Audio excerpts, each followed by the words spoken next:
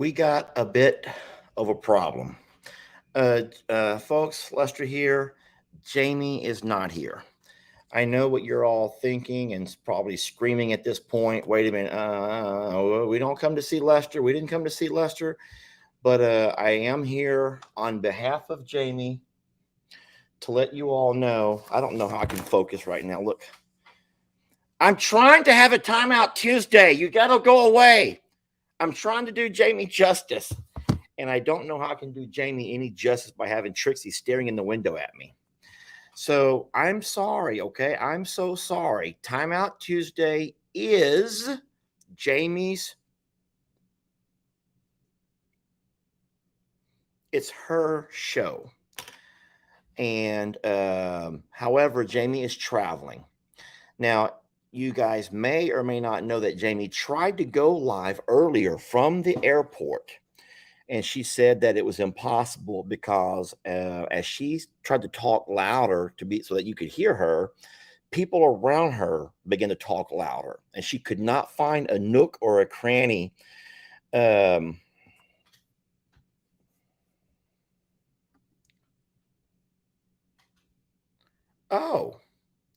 that's right. Anna Marie Piazza. That's an awesome last name. That's just a beautiful name altogether. Says, where's your drink? That's true. Jamie does drink on her Timeout Tuesdays. Everybody, I'm going to leave you for a couple of seconds, and I'm going to run grab my drink. Now, I do think I have something I can leave you with. Now, if you saw Lester's video yesterday, hold on, let me upload something that I can leave you with that will entertain you for a minute. All I need is a minute. This over here, I think, will entertain you. I'll be right back.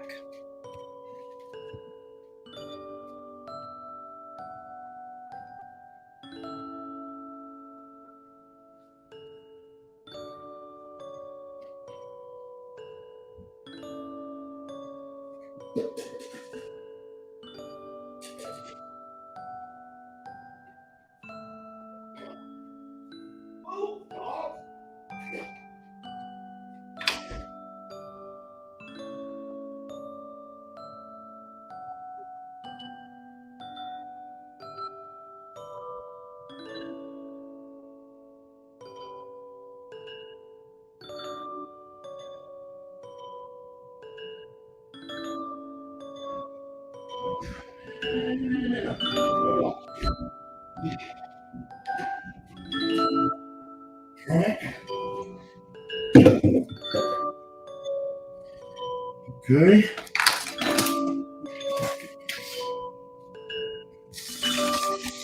Where are we at here? Okay, we're good.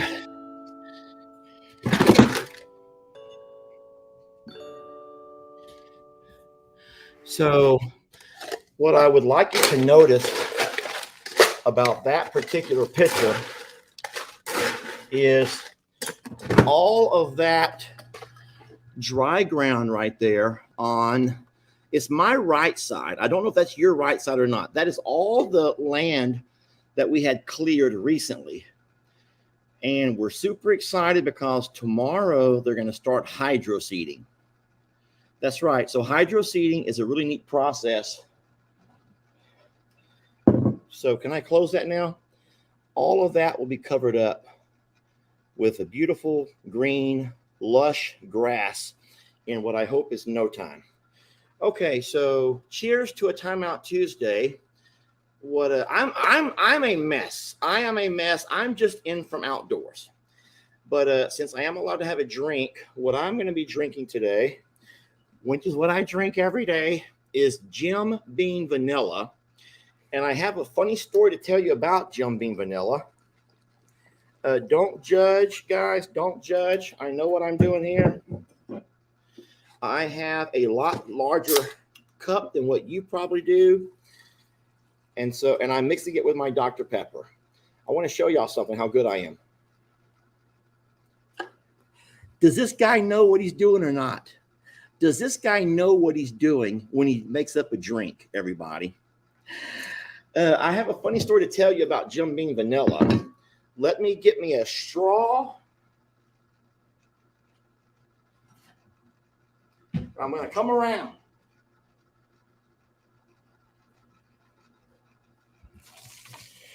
Okay. So, I'm trying to do Jamie justice, and I know there's no way I can do Jamie justice. One thing I did right was use a straw to stir, not my finger, because on a normal day, I ain't wasting time getting a straw. On a normal day, if you weren't watching, I am going to just pour it right in there and take my finger and stir.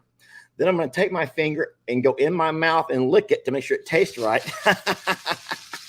Hey, you want it ragtag, you get ragtag. Cheers, y'all, to a TimeOut Tuesday. And this is good. Let me tell you something that's going to embarrass Jamie, but she'll never know because right now she's flying. She's up in the air. But I have never really been a drinker of anything other than, a Coors Light, a Bud Light, Miller Light, a beer. I drink light beers, I would say, most of my life. And only on occasion, and I mean a very rare occasion, if someone was to buy you a shot of something or another. I'm not really a margarita kind of person for, tequila and whatnot. But Jamie's mom came to town a couple of months back. And when Jamie's mom got here, the first trip that she needed to make was to the liquor store.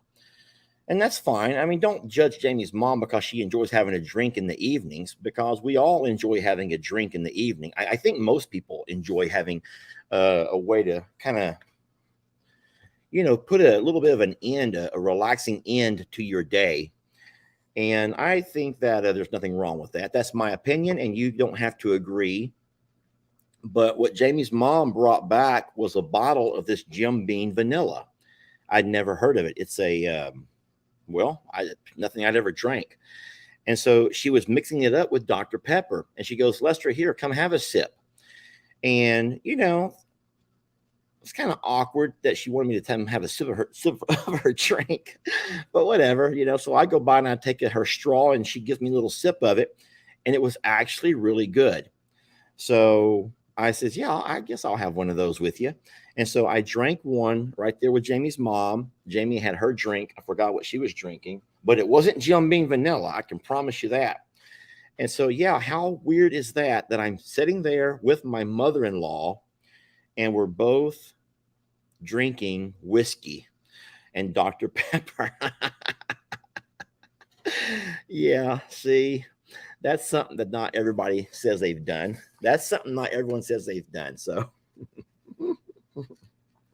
cheers to Jamie's mom and the fact that she's introduced me to a really, what I think is a delicious drink. Now, we all have our own taste, guys. Everyone has their own taste of what kind of things they like in their drinks. And that's fine. I'm not judging you. And I don't really think y'all should be judging me or Jamie's mom, especially. She's a sweet lady. Let me hide this comment. Anna Maria Piazza, thank you for reminding me that Jamie has made it to where you guys can drink on her live. No, anyway, I am here for Jamie. I'm not here for myself. I have my own days that I do lives and I talk about Lester kind of stuff. But Jamie tried to go live from the airport, was not able to. She is traveling. She did not want you all to be concerned and worried about her. I see a couple of people have jumped over from Facebook. I did go live on Facebook first from outdoors when I was trying to finish up my chores. And the Facebook people were privy to being able to watch me feed the big birds and the goats. And but I was having signal issues, and that's why I said I'm going to go ahead and come on inside and do the StreamYard so I could do it from the internet, do it the right way, and so we wouldn't have to deal with signal issues. I'm also able to put all of the pages together here, which is why you might be on Facebook, you might be on, well, no, actually everyone here is on YouTube. Everyone here is on YouTube, and but I did put my channel. I went ahead and just put my channel on there, okay? I'm sorry. I just thought I would do that. But So where is Jamie traveling is the question.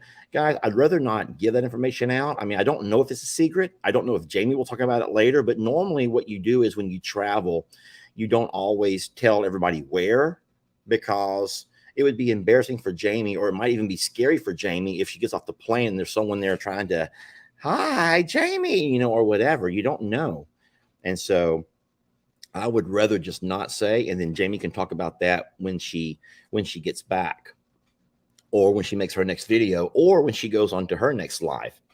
So no, I know she will see this, so we're going to try to do her justice. And so I guess I could just simply do what Jamie normally does and ask what you guys want to talk about, and we just go from there. So here we go. When are Charlie and Susan going to Mr. Leo's? I don't know. I saw Mr. Leo today. As a matter of fact, he came by to help clean up a couple of things off the pasture before the hydro seeders do their thing tomorrow. And oh no, we're not going to have that. So let me ban somebody here real fast. Ooh, I am going to ban this user and delete their comment. Hey, we're not going to come on here to Jamie's live doing all that mean stuff. We ain't doing that. So no way. And I'm glad I caught that. I don't always catch things right away. But no, Mr. Leo is super busy. And now I tell you what I did do. He already has an established farm there in Plum Grove. As a matter of fact, right there in front of his home is where he and his wife set up they have a taco stand where they make the best tacos in all of Plum Grove. I know that sounds really dumb to say in all of Plum Grove, like we're some little small town. So you're like, they're probably the only taco place. But I'm going to tell you right now, they're not. There are hundreds, maybe thousands of pop-up taco stands on every street corner. Seriously, on every street corner.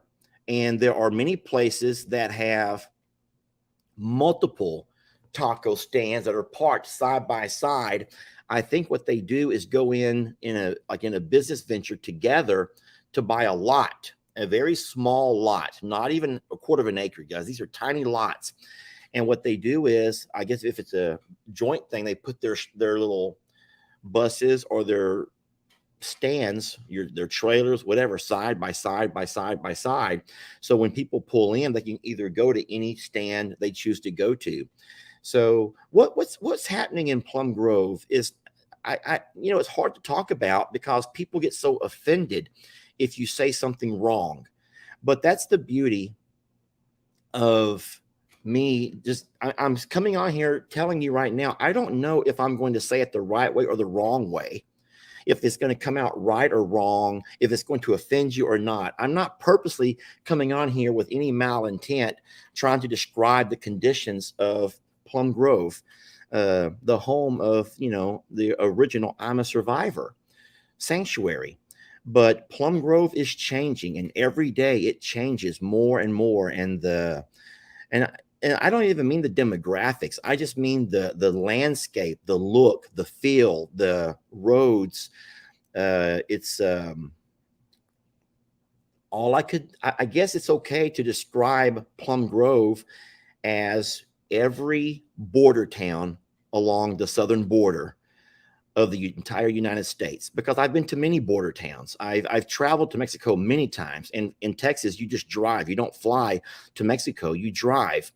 And so especially when we would go to maybe South Padre Island, there's a little town right across the border, a border town called Matamoros.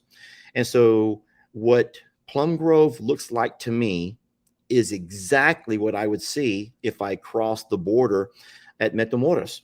There's taco stands everywhere, and it's just a different type, a different look than what most of us are familiar with. And so for a little town like Plum Grove to be just I don't want to say, I'm trying to find the right word choices. I still care about, I don't want to be offensive to anybody, but it's just been way too much in too little of time to ever have the infrastructure prepared for what Plum Grove is seeing. And so the number of students that are enrolling in the schools every single day, or making it to where they build a new school, and before the new school is completed, there are portable buildings stacked up along the what was going to be a playground. That's what I'm talking about when I say. And then this is something else about the schools. I know this because I drove a bus for the Cleveland schools, and Plum Grove is also known as South Cleveland. They would start lunches at 10 in the morning. Lunches start at 10 in the morning and would end at 1 in the afternoon.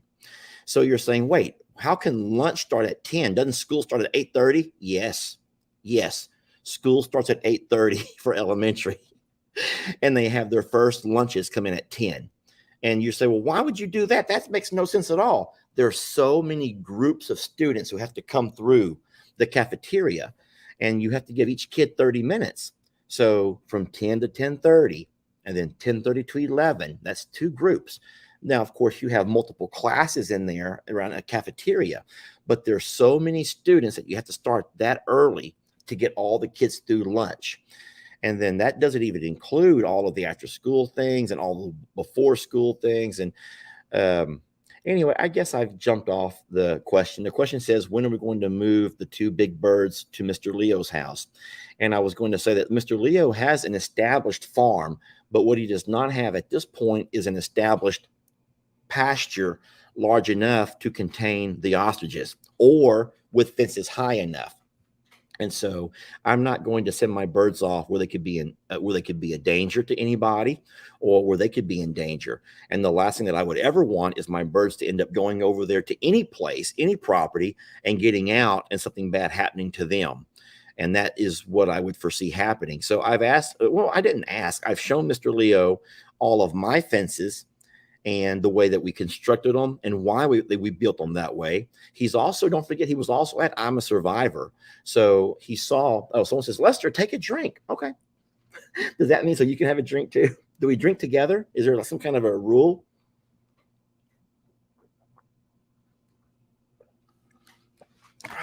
Don't get me going, y'all. Do not get me going. And so Susan and Charlie will be making that trip, but Mr. Leo knows he has some fence work to do first. And I'm excited. He's a great guy. He has a great family, and I do believe it'll be a great move. The pastures are beautiful. They'll get all that they need.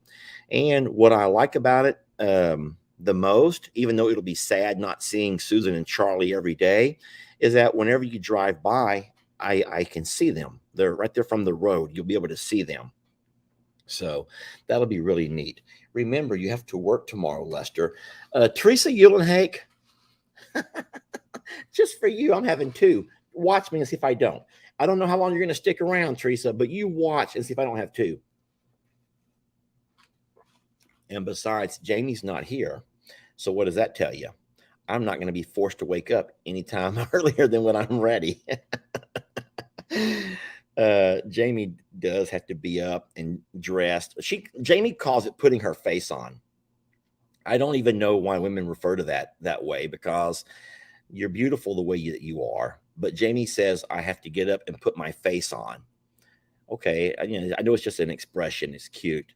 And so she gets up earlier, and normally by the time she gets up and starts putting her face on, with the bathroom light on, with her moving around, it just kind of gets me moving too. But I'll tell you this, tomorrow there'll be no one putting a face on, and I don't put a face on. I just get up and go. I'm lucky if I haven't brushed teeth and put on deodorant. No one wants to hear that, do you? I'm kidding. I try to take care of myself. But no. So as far as that first question goes, I know it took a while to answer, but Mr. Leo will be getting 2 of our birds, and we're excited about that. And guys, let's be honest. They really are too congested over here. I hope that you guys saw the little video clip that I played. I'm just going to stick it back up real fast. Let me back up a little bit. I just want you to notice how dry everything is. Now, over here, the way I'm seeing it, over here on the left side is the new pasture that just got cleared. And then over on the right side, you see the driveway that goes right up the middle. The driveway divides the property in half. And then over on the right side, can you guys see? Well, you see a little bit of a darker green, but a very little bit. And then you see what appears to be kind of a maybe kind of a light green, more of a brown. Guys, that is grass that is burnt. It's just burnt. It's burnt right to the ground. And then around the trees, you see sand. Listen, there's no grass here. There's no grass here. And I'm embarrassed to say it. I don't mind. I'll just kind of, this is on the hill. Look around the pond. There's no grass growing here. And then even on the, now by the barn, there's a little bit on that small little patch. But on the left side of your screen along the driveway, I mean, you can see the rock to the pond, but there's no grass even alongside the pond. The water has turned where it's not deep enough, where it's just kind of a nasty, slimy green. So Longhorn Lester's is not. I will say this again, and it is me having to swallow my pride, and sometimes I think they even say eating crow to admit this, but Longhorn Lester's is not the best place for our cows, our horses, our donkeys, and our big birds right now. It's not. It's not. And it's hard to admit that, because I always envisioned Longhorn Lester being just an amazing place for the animals. And when we made this purchase 2 years ago, we never thought we were going to have such drought-like conditions 2 summers in a row. And we're just not getting any moisture here. So we're trying to make efforts to, well, I've taken a couple of Longhorns. You guys know this, back to I'm a Survivor. And I tried to take a couple of mouths off the pasture. You already know that we lost Dixie. And so, I mean, in one way, that was one more mouth off of the pastures, one more mouth, one more belly to feed. We have 3 Longhorns here, which is Tex, Santana, and Charlene. Charlene, I'm going to early wean her. You're going to hear it here first. I'm going to have to early wean her from Mama. I did the same thing last year with, well, it was Jolene and Santoro. I took them off Mama early. And sometimes, you can't predict what Mother Nature is going to do. But when we purchased the property, it was in the fall and the winter. And so we had no idea what summertime looked like. And then we found out that the pasture that we thought would be the 10 acres for our grazing pasture, which normally, if you have the right kind of grass, it's the rule of thumb is 1 acre per large animal. And I'm thinking, okay, so we could run, with the pond, we could still run 8, 9 large animals here, no problem. Plus we feed grains every day just because we enjoy the social event of it. And we don't mind throwing out some green hay, some alfalfa a few times a week. It's too rich to feed every day. So we like to spend time with our animals, and we like to do that during a social eating event. So we never thought our animals would struggle with their nutritional needs. And what we're seeing now is that we're having to really look hard and try to find options to continue what our dream was here at Longhorn Lester's. And obviously, step 1 was to get some of the animals back over to I'm a Survivor so that they could survive the summer. And then we had to clear off that pasture, the wooded pasture, because we had to have more grazing. We have to have a way we can rotate our pastures. And if you don't know what that means, you need to give your pastures time to heal. And so what a lot of proper management of your farming, especially when you run cows and horses, and maybe even goats and sheep. I don't know about goats and sheep. Is you need to rotate your pastures if you can. Rotate them and give them a 2-week period to heal. And then so every 2 weeks you shift. But right now we can't do that. We don't have an additional pasture. And so we really are working, guys. We're trying to do all of our research. We're taking things that we read from you, and we're taking things from other farm channels that have similar situations and channels that we trust, not just the fly-by-night channels, but don't get me on that rant. But we're trying to do our animals right. And so I know what you're probably going to say, and maybe you are already saying it, is that maybe Tex and Santana should go back to I'm a Survivor temporarily. And I'm going to try to avoid that at all cost. Waylon and Santoro are doing fine. I mean, you guys have, if I don't know if you watch the videos or not, but if you watch any videos that have Santoro and Waylon living side by side, you will see that they're too young. They're not at the age right now where they're wanting to fight. Now, when you saw Santoro and Moses side by side, that was a different story because Moses is of that age. And Moses does, I'm just going to say, aggravate and entice and, encourage Santoro's poor behavior and bad choices. But with Waylon and Santoro, there's no beef, there's no drama. It's just two young bulls who are living side by side, hanging out with their own herd of females, or I would just say leading their own herd. And they both seem happy. And all of the cows that I'm a Survivor are doing amazing. And but I don't think that there's a place to take Tex back over there without all hell breaking loose, with Billy up in the front, and then you have Moses in the back. And so I'd rather just not have to think about that. We are working hard to make everything happen here.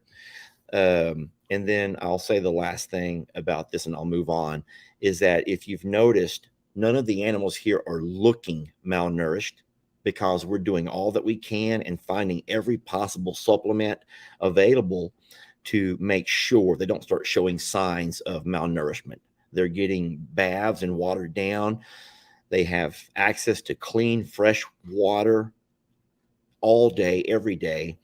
And we're doing all that we can. I love the shade. I love the topography, but we just do not have the right kind of grass here yet. But that's happening soon. All right, so let me read this over here. Elma says, Lester,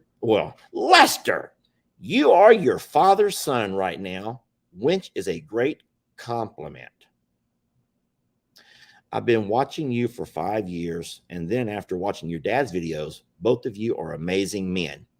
Well, first of all, I did not pay Miss Elma to come on here and say that. If anyone assumes that I'm paying people for compliments, they are wrong. But I will say this. Thank you. Mel says, take a drink, in all caps. So it was funny about this is I've actually heard you guys tell Jamie to take a drink as well.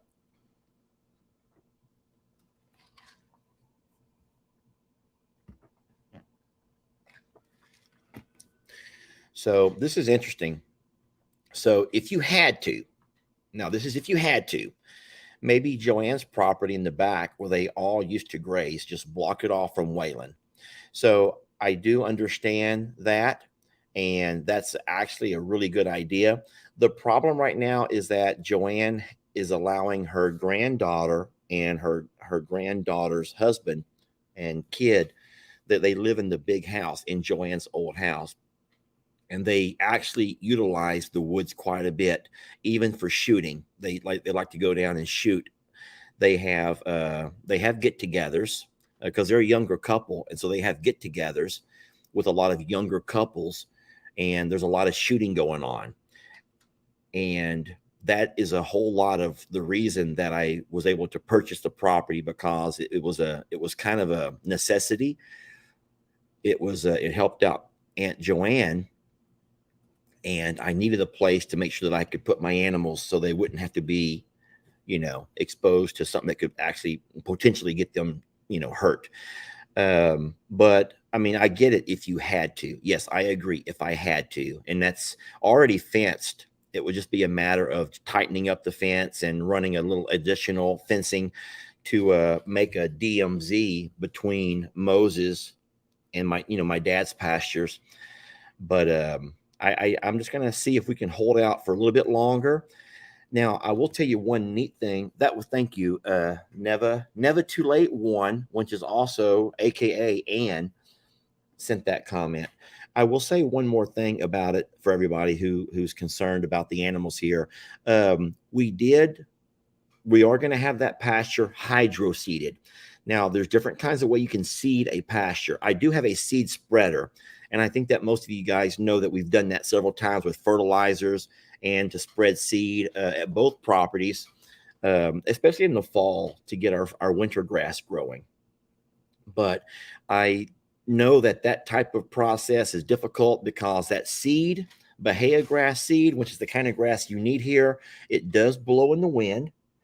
So depending on how long until it begins to germinate, a lot of it could blow away because it's pretty windy on them hills. It could also wash away. If you had a heavy rain and you're already on a hill, a slope, that seed will simply wash right on down to the creek with the first rain. And that really worried me to spend money on seeding, and it may not ever catch and germinate and be able to sprout up. So going a more expensive route, which is hydro seeding, is what you see them doing on the side of the highway, where they go by and they spray the sides of where they're doing construction. It's like almost an overnight type of germination. So the grass can pop up and kind of help control erosion. And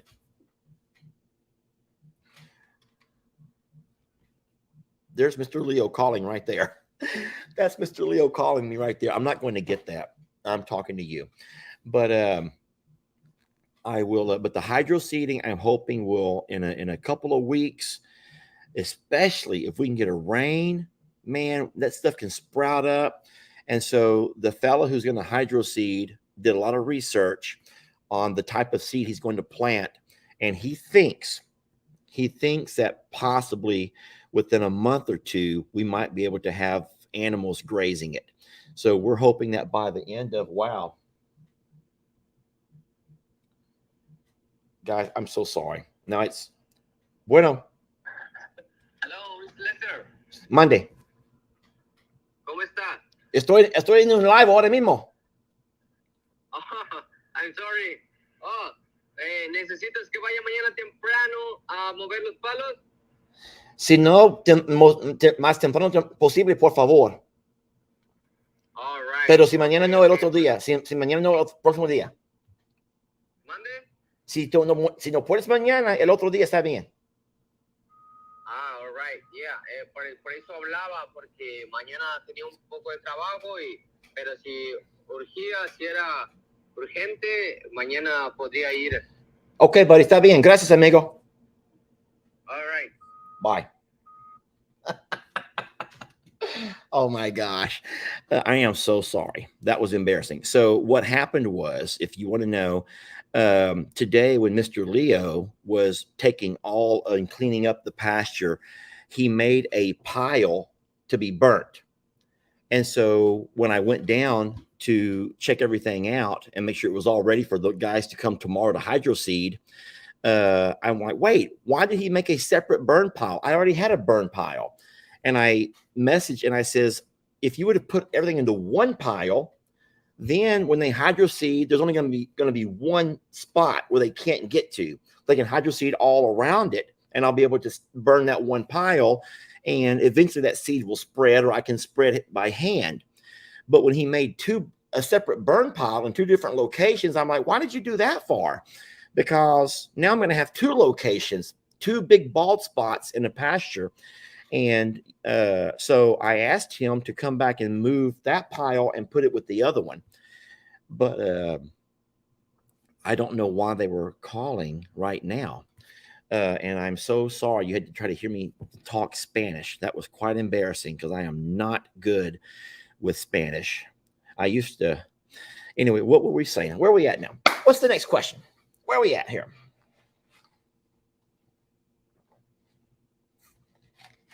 Oh, a lot of folks were saying that they actually were impressed with my Spanish. So I'll give you a little bit of, so I will say this. Most people when they work or live around anyone who speaks a different language, or if you travel to another country, you do begin to acquire the language. And so many folks who were, if you were a military family and you lived in Germany or you lived in some other country, I just say Germany because I know there's a large military base in Germany, you do begin to acquire words and then phrases. And so it's no different for, me being a school teacher for all of those years. I've acquired quite a bit of school Spanish and then stuff that I would learn from the kids, things that you have to say with the parents. You just have to. There's no way around it. You have so many students who are Spanish speaking, and you have parents who are Spanish speaking, and so you just begin to acquire the language. It's, of course, you are offered the language through school, and so you can take Spanish in school.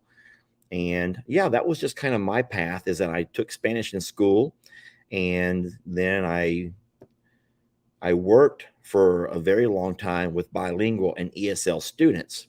So, and hey, get this, I taught them English. So my job was teaching language arts, reading and writing, to a lot of kids who spoke Spanish. And so the goal, let me tell you the goal of the bilingual program. And listen, I will cut this whenever you are ready to. I'm fine. I'm cooled off. I'm enjoying my drink. And I'm almost ready for number two. I don't know how you guys are doing on yours, but so here's the goal of the bilingual program in your schools. Ready for this? It takes about 4 years to acquire language enough to be able to use it in a academic setting.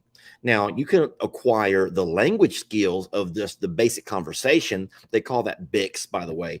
You can acquire the interpersonal skills in no time. It doesn't take long at all to say, "Hey, cállate, hocico! Shut your mouth." I'm kidding. I'm joking. I've never told my kids that, okay? But it takes no time to learn. You already know this. Most of y'all know some bad words in Chinese or some bad words in Spanish. You learn some words just really, really fast. And then you know that you can't, that those kind of words are not going to help you academically. So what you have to do is it takes about 4 years to acquire the language enough to be able to use it in an academic setting. So what we would do is many times you would offer what they call a dual language program, where you would try to use both languages back and forth. And there are people who oppose that. There's a lot of folks who are under the mindset of, if you live in America, you're going to speak English the same way that I speak English. And that's kind of, I'm not trying to put that down, but that may be fine in some parts of America. But we really are a great melting pot of cultures and languages here. And some states feel that more than others. There are many states that have no idea about what other states look like demographically. And yes, we are all Americans, right? But we don't all speak the same languages, and we don't all eat the same types of foods, and we don't. No, there is a lot of, and so a lot of folks who don't live in a state that has an immigration crisis, and you don't see the influx of students, and you don't have to see the poverty that and the conditions that a lot of folks are living in. They're trying to find the American dream. The same way years ago, all of our ancestors came here looking for that same American dream, and all of the hardships that our ancestors had to undergo to be able to get to where we are at today. But what we don't sometimes realize is there's people today, right now, who are trying to find that same American dream. And that struggle is so darn real, y'all. So we've just forgotten that it was our ancestors who also had to come find that dream in a land that was wild and untamed. And, and so to a lot of folks who don't understand the desire to seek the American dream. Well, I mean, we've forgotten where we've come from, because we all came here at some point, maybe not us, but our ancestors did, trying to find a better life for ourselves. And hopefully we've all found that. And you can't blame a dad or a family living in poverty in some other country who are trying to find their piece of that American dream. And sometimes the hardships that they have to go through to make it from one day to the next is tough. So we try to be respectful and know, and not just point fingers and scream and holler and shout about, look at our neighborhoods, look at all these stray dogs, and why are all these taco stands everywhere? Instead, we try to embrace it the best that we can. We try to help out whenever we can. And hey, and I will say this, we eat at the taco stands all the time. Guys, that is the best things that ever happened to Plum Grove. Maybe our streets are falling apart, and maybe our schools are overrun with free and reduced lunch programs. And maybe they do serve kids lunch starting at 10 a.m. And maybe there's stray dogs, and maybe there's all kinds of riff crime that we've never seen before. But there are amazing places to eat in Plum Grove. So I don't know if that y'all find that humorous or not.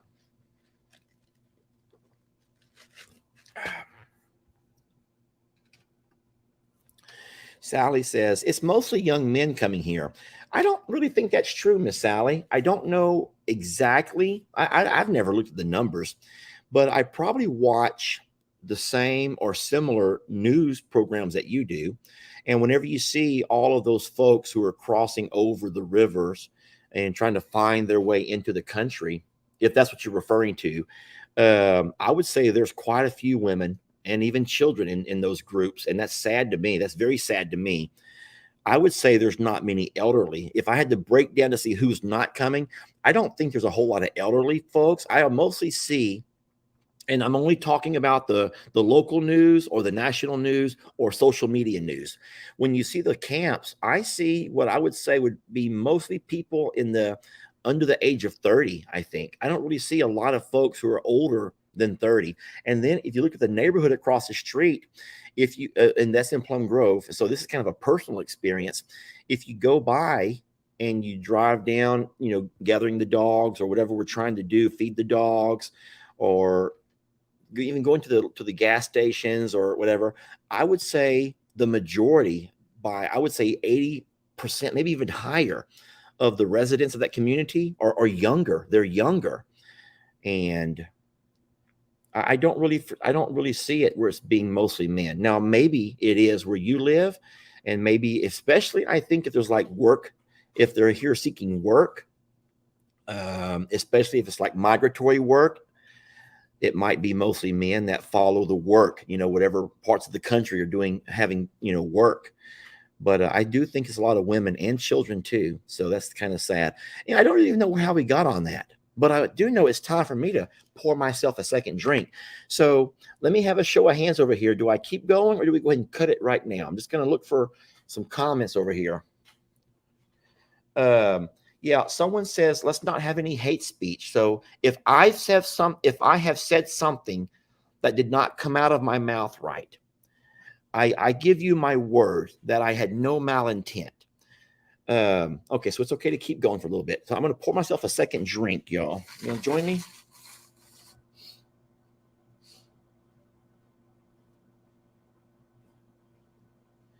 So this is our cool ice maker. And we talked about this last time, how it makes the good ice. It's the soft ice that we really like.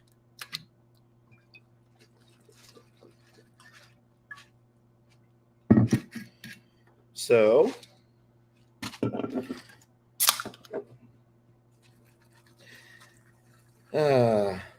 stop it with the hate speech lecture. All right, so let me know who's being mean, and we'll just ask that person kindly to not be mean, because we're not trying to be mean. I'm trying to find someone says, Lester, you said nothing wrong. It's people in the comments who are being mean. So I don't know exactly who said what. I can't read every comment.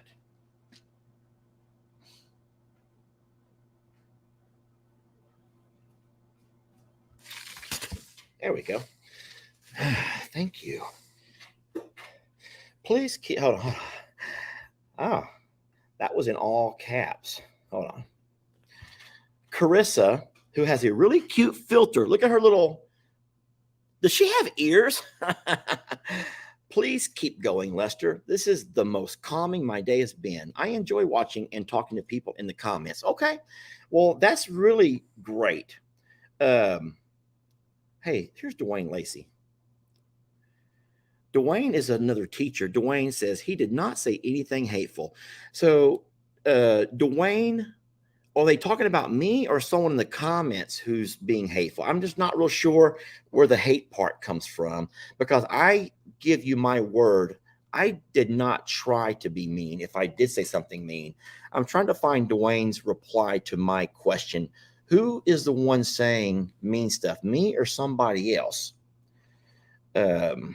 Now, so I don't know.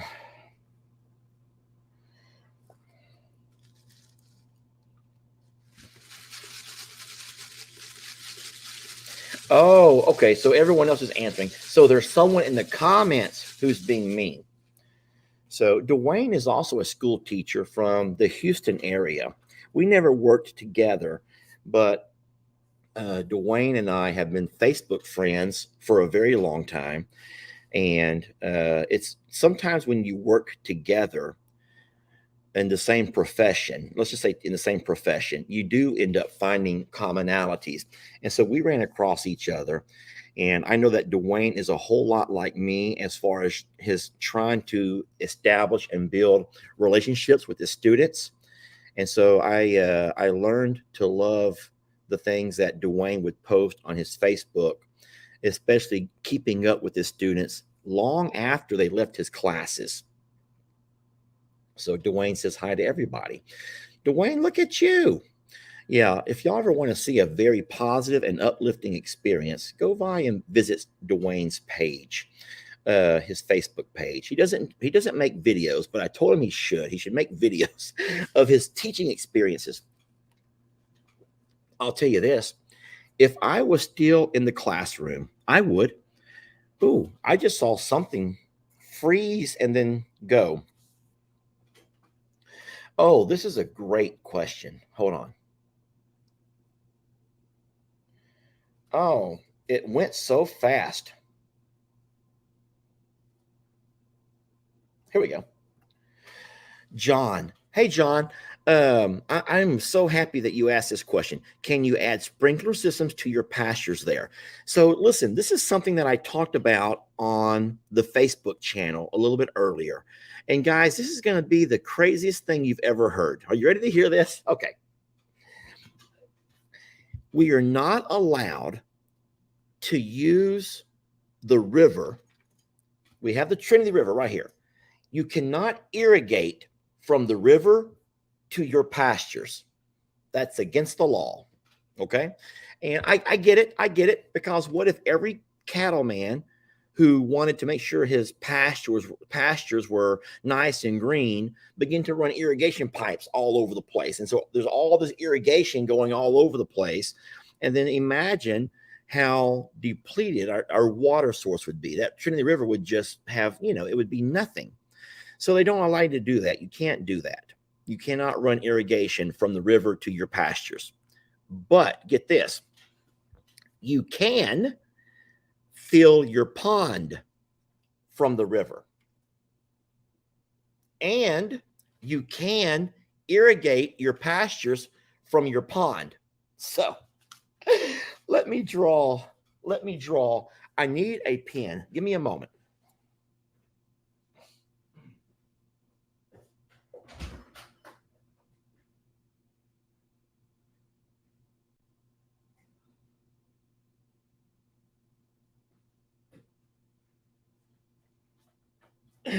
Oh my gosh. So what's crazy about that is, let's just say that here's the river. Okay. Why did I get a fine tip? Okay. Let's just say that this is the flowing river, right? And it flows right beside the house. It's against the law to irrigate from this and spray. I'll just put arrows into our pasture. That is against the law. You can't do that. But what you can do is take that and fill up your pond. You can take river water and irrigate to fill up your pond. And then from your pond, you can take that. Those are just little arrows. And you can use that water, your stock pond, to irrigate your pastures. So what I said was so dumb about that, which, hey, you know what? It's like a loophole. It would require really a two types pump system, one down by the river to pump that water out of the river in like a 4-inch pipe all the way into our pond, which our pond is about a football field, 300 foot or so from the river. So you picture enough 4-inch flexible pipe, because we have to go up, the terrain, the hills, from the river to our pond to fill that. And then either bring that same pump and all of that flex hose over up the hill to our pond, rerun that from the pond out to our pastures. How crazy is that?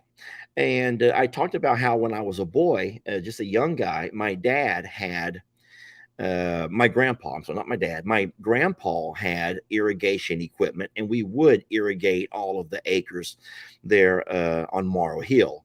Now, there was an original 500 acres. It was not chopped up then the way it's chopped up now. Over time, land gets all chopped to pieces, and then it gets divvied up in divorces and divvied up in when someone passes, and divvied up to, people lose some, or they put some up for collateral, end up losing it for this or that. And so, yeah, what was an original 500 acres of Morrow Hill has kind of been squashed down to what we have now that my dad, my Uncle Raleigh have. Other families, other Morrows have sold and moved away. But no, but there was the time when my grandpa would irrigate, and I would help him with all of that stuff, and we would irrigate all of the hay fields. And so we've always had plenty of, so I have experience with irrigation.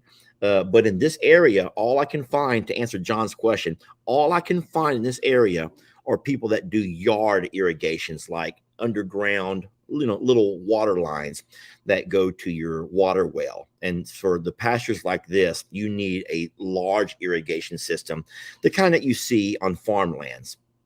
Something you could pull around with your side-by-side or your tractor and move it around and move it to different locations and let it just spray away. It would require a pretty large pump, quite a few horsepower, and that is something that we will eventually have to look into if we ever want our dream of Longhorn Lester to become real and be able to offer it as a home for the animals that we would like to have here. The horses, especially the Longhorns. I mean, come on, it is Longhorn Lester is going, sheesh. But you really do have to have pastures to run this many animals. And but no, that's a weird loophole in the law, how you cannot irrigate from the river. And then, John, I'll just say that it would burn your well up to try to irrigate from your water well, to irrigate. Let's just say 15 acres. If we do the 5 up here that we just cleared along with the 10 over here, it would burn up your well trying to sprinkle and keep it. No, that's not feasible. Here's Christmas Kenzie Thompson. What's she up to? Chris, I will help pay to fill the pond so y'all could pull water from that. I wills help. No, we don't want any help financially, Chris. Chris, I'm ashamed of you for even saying that. You already know that we will earn your money the old-fashioned way. We're not going to ask for any money. We will do it the old-fashioned way by trying to earn it, and we'll work for it. And the way we work for it is by trying to find ways to create interesting content in our videos, to continue to create characters out of our animals, to give them a voice, where you will learn to love some and you will learn to not love some. The same way you learn to love some of us and not love some of us. We're all characters in a big novel. You do know that, right, Chris? We are nothing more than characters in a novel. And that is, I really do feel that way. I really do feel like our lives have become nothing more than just characters in a novel. And what a fun novel it's been. There are chapters that are fun and some chapters that are not so fun, but all of these animals play an amazing role. And it's a chapter book or a novel that I've really enjoyed my part of. And I hope that the other creators who are also a part of who also have their own mini series of chapter books are also enjoying it as much as I am. And so that's how we will pay for everything. We will earn it. And I would encourage you to stop that mentality, Chris. You're from California. Californians don't mind, guys. They just want to give money to everybody. But no, make people earn your money. Don't give your money away to people. Make them earn it. Don't be a part of that part of the culture where it's okay to, what do they call that? Where everybody wants to have they call that something. Not crowdfunding. I don't think they call it crowdfunding, where they all want to start GoFundMe's about everything. Hey, I want to buy my wife a birthday gift. GoFundMe, $1,500 so I can take her to wherever. No, guys, that's so dumb. That's not the way life's supposed to be. You work for your money. They call that something, though. It's called something, and a lot of people are doing it. What is that thing called? Hey, I think Jamie might be here. Unless y'all think that I'm Jamie. I'm not Jamie, but Jamie may have landed and she might be on her own live now. Jamie, if you're here, I'm going to send you an invite. If Jamie is here, y'all, and it might not be Jamie, but if Jamie is here, I'm going to send her an invite. Jamie, it's going to be in the comments. Jamie, just click that link and we can go a side by side. And she did, and she is. Yeah, no, I forgot what they call that. There's a word for that. Pantheon, Pandion. I don't know what they call that. Hey, if you want to give me money, here's my Pantheon. Or what? Can someone tell me the name they call that thing? I know you know about this. Jamie must be here, yet she has not joined. She's probably embarrassed. Someone says it's called begging. Patreon. Guys, it's called Patreon. And why the hell would you do that? Who in their right mind influences you so much that you should just give them your money? Just give me your money. Just give me your money. That is the dumbest thing ever. I don't understand that. I do think it's a generational thing. I've said this before. I think it's generational, and I think it's the younger generation who feels like they just deserve it because they have found their way into your life. So for that, you give me some of your money. I don't get it for anything, but we insist that you do not give us your money. Let us earn it. And so Jamie must be here. So, gosh darn it, why will she not join me? Jamie? Maybe she's been trying to text and I've been ignoring it. Let me see. Well, she did say I landed, so let me ask. Let's just call her. We're just gonna FaceTime video her.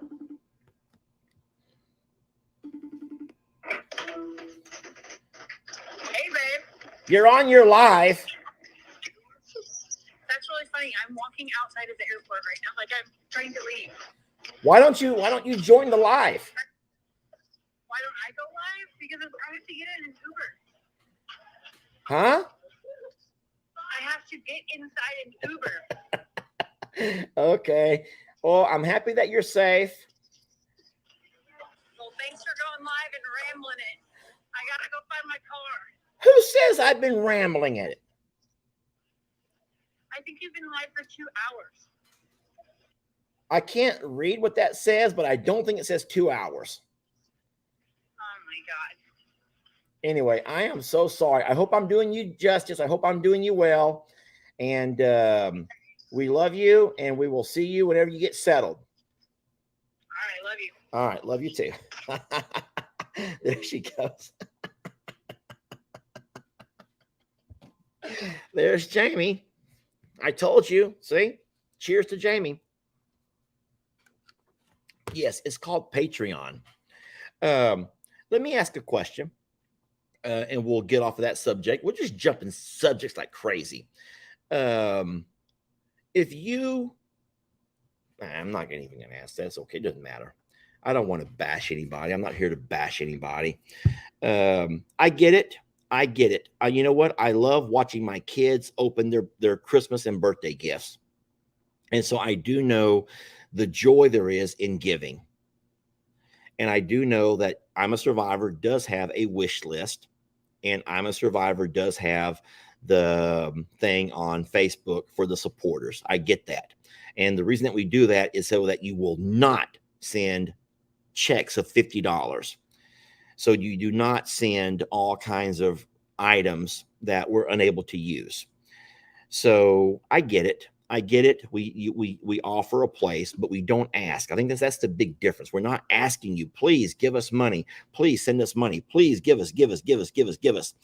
Instead, I guess we do offer a place for those who just have the love of giving. You know, my boss told me after Hurricane Harvey, I was at school and I had finally gone back to work. It had been probably a month after the hurricane flood. And I finally went back to work. And a lot of the teachers were coming by trying to give me stuff because, I mean, they knew that even though I had not talked about it, my boss and the viral video had already made its rounds. So all the kids knew, all of my coworkers knew, all of my colleagues around the campus knew of the whole situation. And they knew that I was, homeless. And they were all trying to find ways to help. I don't want to say they all, but there were a lot of folks who had a burning desire to help. And there were some folks who I could say, no, I'm good. I'm going to make it. I got a plan. I'm good. Thank you so much. And they would leave you alone. There were others who never said a word to you. They didn't say a word to you. It's like they actually talked to you more before you found yourself in a bad place. But once you're in a bad place, you are no longer part of their life because you have nothing to offer me. So why would I want to even talk to you? That was the most hurtful thing about the things I began to learn about people after Hurricane Harvey flooding.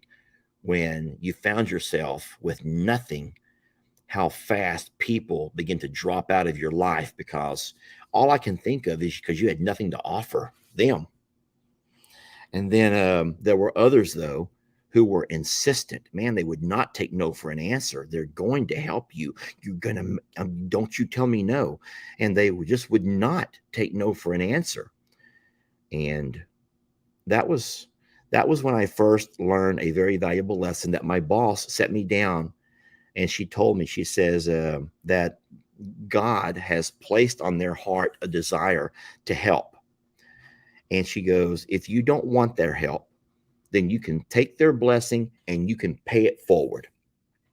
But do not deny them the blessing of trying to help you.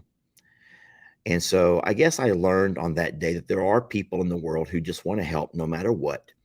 And even though they don't take no for an answer because they have this burning desire. And then, I also learned that if you don't need their blessing, then you take it and you pay it forward. You pay it forward. And then I also learned about the friends that I lost during the Hurricane Harvey flooding experience. And then it was also my boss, such a smart woman, such a lovely, smart lady. And she said, she knew that there was some stuff going on in my head, and she knew that there was some crumbling relationships and some stuff. And she said, and a lot of that is because there were some people that I had been friends with for, I'm going to just say 15 years. At that point, I had been friends, like close friends enough to where I had helped them, with projects around their homes where I knew their families, their children by name. I had attended special events in their children's lives. I had been a part of some of their weddings. Um, and of course, it was people that you thought were your friends. Not only that, of course, as guys, you did your occasional guy time and your happy hours, and you played your cards and your fantasy football. And you found out that when the hurricane flood happened and you got back to work, that even some of those guys that you had been calling your friends, who you really thought were your adult friends, nothing. Just like no texting, no calls, no stopping by your classroom to see if you're okay, no one offering to take you out and buy you a beer. And then that was probably one of the most hurtful things that I had to deal with. I mean, yeah, the hurricane flooding and losing your home and all your stuff was hurtful in a different way, but by realizing who your friends were and who weren't was also very painful.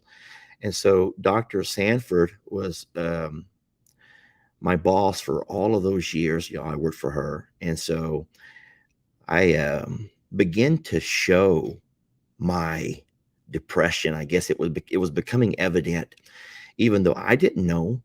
She saw it in me, and she would call me in, and she would try to give me little pep talks to lift my spirits. But in one of our conversations, I had mentioned about how a lot of the guys who I thought would be there weren't. And then she told me something that I didn't know about. But this is actually it's like a psychological thing. Do you know that? And if you've ever experienced anything similar, then this might help you too to understand people's mindsets when this happens. She says that whenever somebody knows somebody who goes through a horrific, life-changing event, they're going to react one of two ways. Well, I guess if they're a close person, you're going to react one of two ways. On one hand, you're going to try to do all that you can to help that person because you realize that it could have been you. It could have been you. And thank God it wasn't. And thank God it's not you and your family going through that or losing so much. But it could have been you. So instead, let me go ahead and do all I can to help this person through their loss, sort of in a way to, well, help them, but also a way to say, thank you, God, that it wasn't me. And I saw that. I saw those people who would not take no for an answer. But what was shocking to me is how many people did the second thing. In their minds, they somehow have this mechanism that can pretend like it never happened. It never happened. And if it never happened, then they can find peace that everything goes on. Life goes on like normal because it never happened. It never happened. Never happened. Nope, didn't happen. It didn't happen. Nope, didn't happen. And that is unfortunately where I found myself with the bulk of the guys. I don't even mean the lady teachers. I mean the guy teachers who I played basketball with and who I hung out with, and just, man, they acted like it never happened. Life got back to normal, and they got back to doing soccer with their kids, and they got back to doing date night with their wives, and everything began to reopen, and life got back to normal. And we got back to normal for everybody besides those who were directly affected by a hurricane flood. And they put into their minds that it never happened, and they would purposely try to avoid you, so as they would not have to be reminded of what you're going through, because it was going to end up. So it's a psychological thing that people do. And I know this from reading emails and comments and things that people say, that I'm not the only one that has had to deal with folks who you thought would be there who weren't. And that even includes family members, y'all. That's not just coworkers or church members. That was hard. That was the hardest thing. I guess that was probably one of the things that pushed me so far away from church. I'm not trying to deter you. I am not trying to deter you or persuade you, but I'll tell you what, when you grow up in a church and you attend I never attended church every service. I never. But my kids with the vacation Bible schools, you were saved and baptized in that church. Your kids were saved and baptized in that church. And you were a member of that congregation. And you had your place where you sat, and you attended church events, and you paid. Okay, I never paid my tithe either. Okay, fine. I never paid my tithe, but I would pay an offering. I would give an offering. But when all of a sudden everything is gone, and even the church, not a deacon, not the pastor, which was a huge shock. And listen to me, these weren't people who were directly affected. They didn't have any flooding issues at all. And not a phone call, not a drive by to see how you're doing, not to bring you a plate of food, a bucket of chicken. And so I haven't been to church since then. I haven't been to church since then, because I don't want, this is not a feel sorry for Lester kind of a moment. This is not Lester trying to feel sorry for Lester, but these were some eye-opening experiences. And I think they're things that kind of shaped who I am today. As far as it's hard to, I'm hard to trust. I'm hard to trust people. And I can't say that I really have any close friends, because I don't trust people to be true friends. I think that people size you up for what you can offer them. I do think that. I think people can size you up. They look at you and they size you up, wondering what can they get out of you? How much can they get? How can you help them along their way? And if you're not able to help them along their way, then you're not worth their time. I hope that you haven't had those experiences, and I hope that you never have those experiences.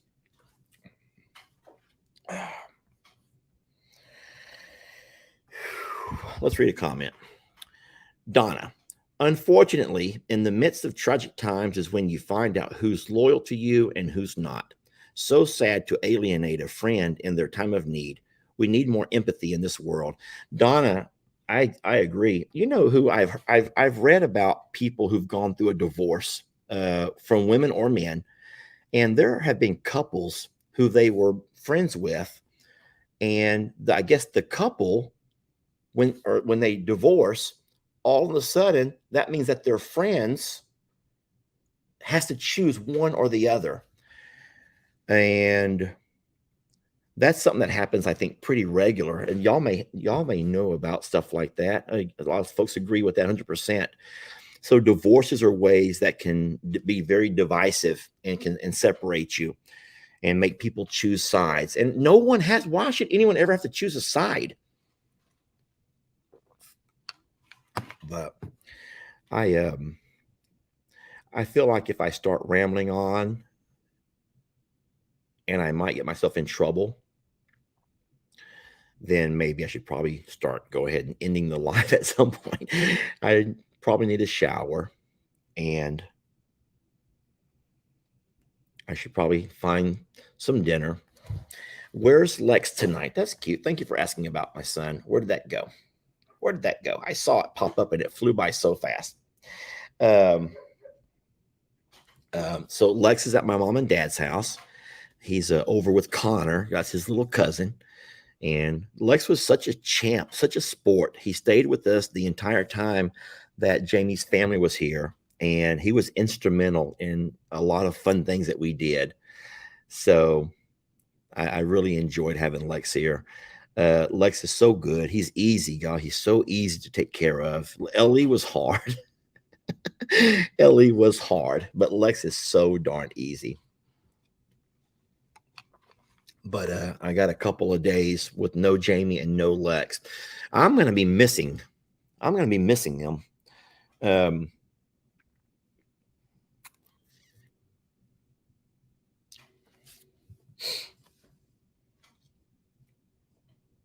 Oh yeah. So Lex and his videos, Lex, I'll say one thing about Lex having some summertime is that he's learned a very valuable lesson. So, Lex started a YouTube channel, and he was hoping to kind of follow in his dad's and his big brother's footsteps, and start making some videos, start making a few dollars on social media. And I would say that the first month that Lex started making videos, Jamie and I both, Ellie, we all kind of sit down and taught him how to make a video. And we tried to remind him of the different things that people are going to want to watch and what kind of things people are not going to want to watch, and talked about how to make a video entertaining and all of the jargon that goes into being a video creator. And Lex had a very successful first month. Jamie and I both talked about his channel. I think that we probably promoted it by putting a link to it here and there. And Lex ended up, I think, making $136. I don't remember the exact amount. Jamie would remember, but I believe that Lex made $136 in the first. It takes about 2 months to get monetized. So that's really a combination of 2 months worth of video creation. But it also takes watch hours, and it takes a subscriber count. So you had to have at least 1,000 subscribers. I don't know. I think it's like 4,000 watch hours. And then after you reach both of those goals, then they will monetize your channel if you meet all of their community guidelines. And so Lex learned real fast that it seemed pretty easy, but that was because that Lester and Jamie were both trying to let you guys know that my little guy has his own channel. So, man, he was living large. Jamie went out and got him a little, I forgot what they called it. They call it something, GL. It's a little kid's debit card. And so Jamie could transfer money from PayPal, which is how Google pays you to add cents to PayPal. And so she would transfer the money that he earned from his videos to his little debit card. And so now he had $136. Guys, you don't put $136 in the hands of a 12-year-old. Don't do that, because what we told him is that, listen, you have $136. That's a lot of money for a little guy. But you don't get paid again for an entire month. You get paid once a month. And you have to make videos to earn money. But he forgot about all that. All he knew in his little one-track mind was he has $136 on his little debit card. So what does he do? That little guy goes to his Xbox. Man, I'm a bad dad. I'm a bad dad. He goes to his Xbox and he finds a way to enter his debit card into his Xbox account. And now he's buying games. He's buying characters for his little Fortnite game. He's buying things these are all virtual, nothing tactile. He has nothing, literally, he cannot have anything to show for his money except for a few digital created characters that are all virtual that do nothing for him besides let him put on a different character face when he plays his game. And all of a sudden he's out of money. And he realized he was out of money. And of course, Lex is smart enough to know that he can only earn money by doing chores. So he starts asking to do chores. And so we're like, where's all your money at? Well, he spent it in just a matter of days. Excuse me. And so, and then not only that, but he wasn't making any videos. He was not making videos. He was making little shorts. A little short on YouTube doesn't make you any money. Shorts are shorts are a way to draw people to your page, but they're not going to earn you any money. And so, so when it come time for his next payday, which is the 20th of every month, by the way, for YouTube, Lex made $30. I think it was like $28. So he went from a kid who made 136 all the way down to $28. And he could not believe how he didn't make. And I says, Lex, you haven't made any videos. You spent the entire month not making any videos, and you spent all your money on those little dumb things. So he, man, whenever he got over here after the month with his mom, his summer with his mom, he went on a video spree. He's making videos every single day. And I says, now you're going to burn yourself out. I says, I wouldn't do that. You don't need to make a video every single day. You make a video and play it, Saturday and Sunday, the weekends, or find you a schedule. Nope. He's going to make a video every single day. And I don't know if he's kept up with that or not. I do watch his channel, but normally not until I go have my bath later. But he's made a dog parade. We did hide and seek with the drone. We've had a lot of fun. That kid and I, we've had a lot of fun.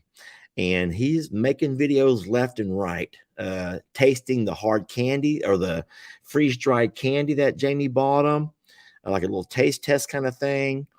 There's been a lot of things that he's videoed. His dog videos about which dogs at Longhorn Lester have issues and what their issues are. So I know it's a kid's channel, and that's not for everybody, but I will say, hey, he's my son, and I will push and promote him if I can. So if y'all ever want to watch a cute kid's perspective on videos, I'll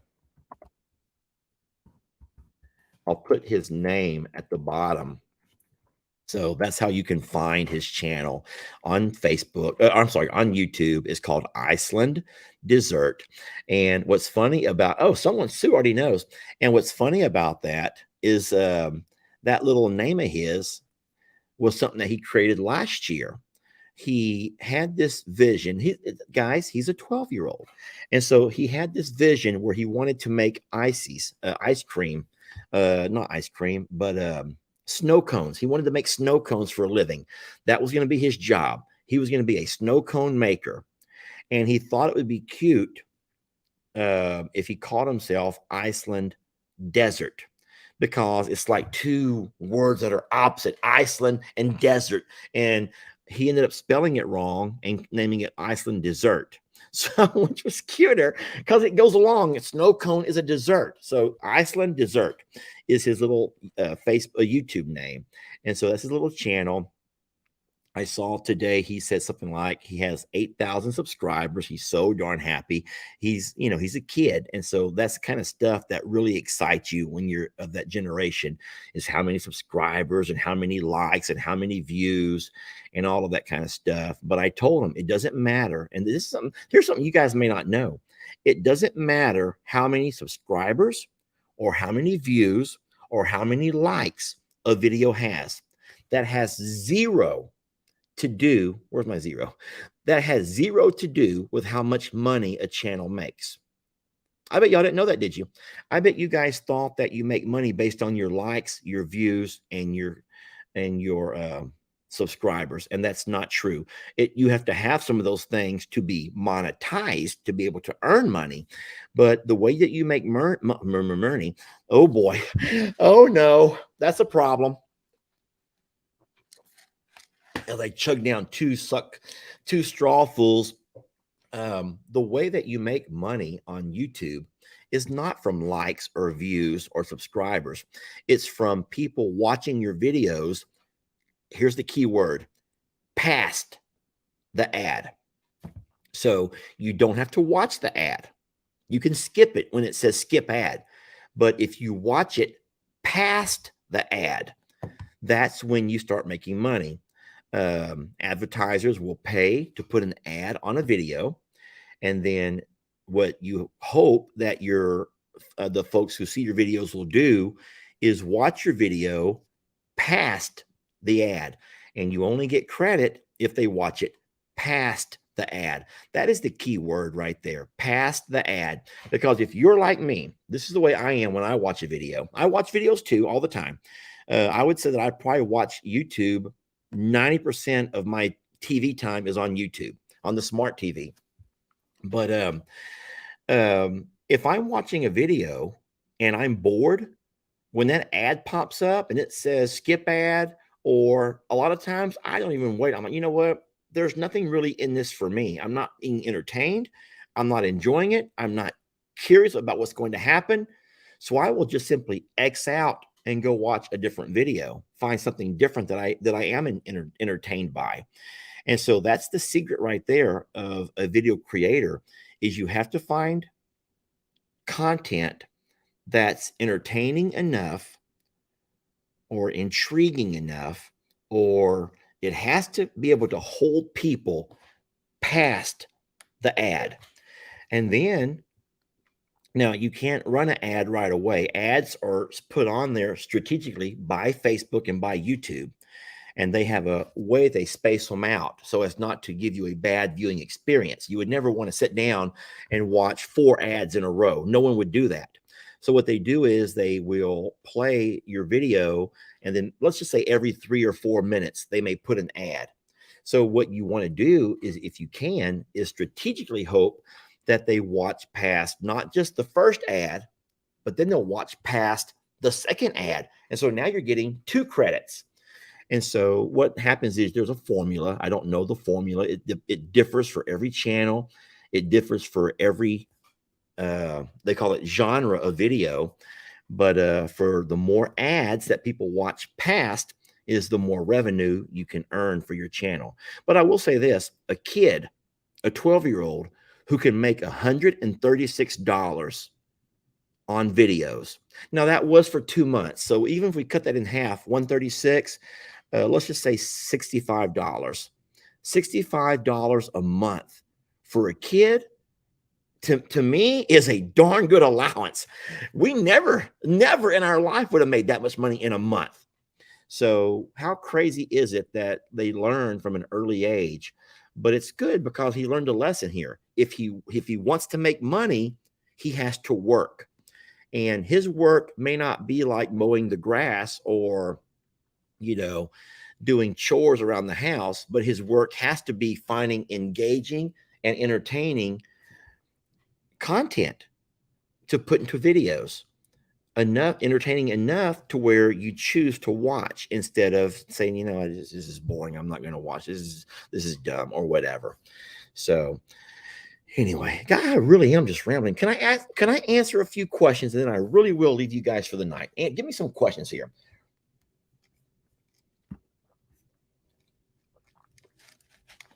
Jennifer, the answer is yes. Do you still get paid if you skip the ad when it comes to that point? Absolutely. As long as you keep watching the video, you can skip the ad. I don't get ads on Facebook, and the ones on YouTube are only 6 to 15 seconds for most of them. I have no problem watching past the ad. Well, thank you, Rosemary. That's what we love to hear. And I don't know why Facebook doesn't give you ads. Maybe I think that if you do YouTube Prime, they don't put ads on your videos. So YouTube Prime, I don't think will play ads on your videos, but I don't know exactly why you wouldn't see ads ever on Facebook. I don't know.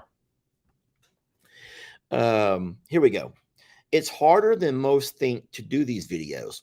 I've been trying for a few months now. I find it hard to be myself because I'm worried about the critics. How do you get past that anxiety?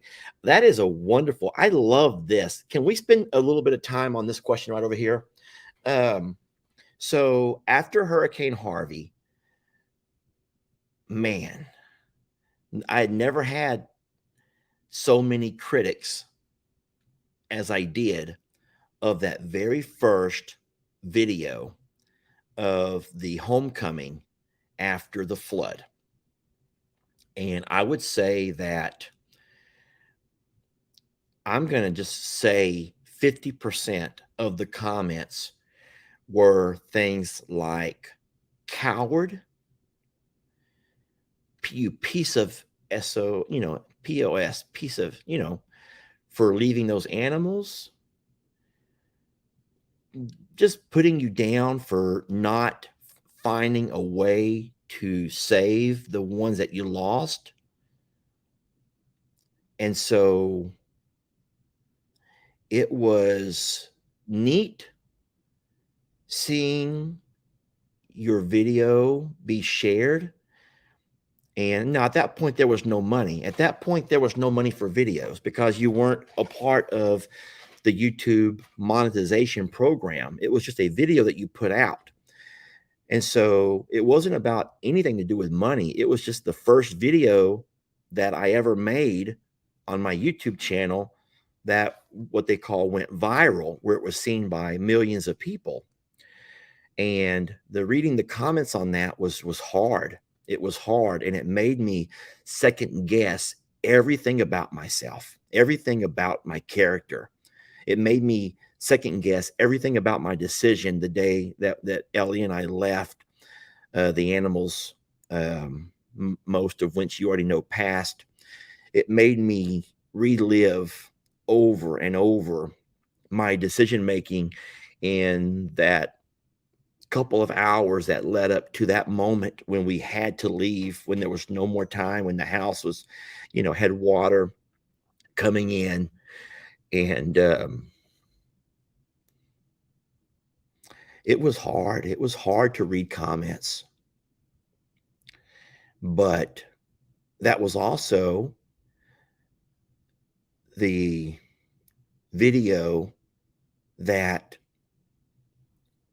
I will just say it opened a window of opportunity, because as many people that hated me for what I did and how I did not manage to save, the animals, there were other people that were just, they were curious about where I would go from there. Where does someone go from here? Where?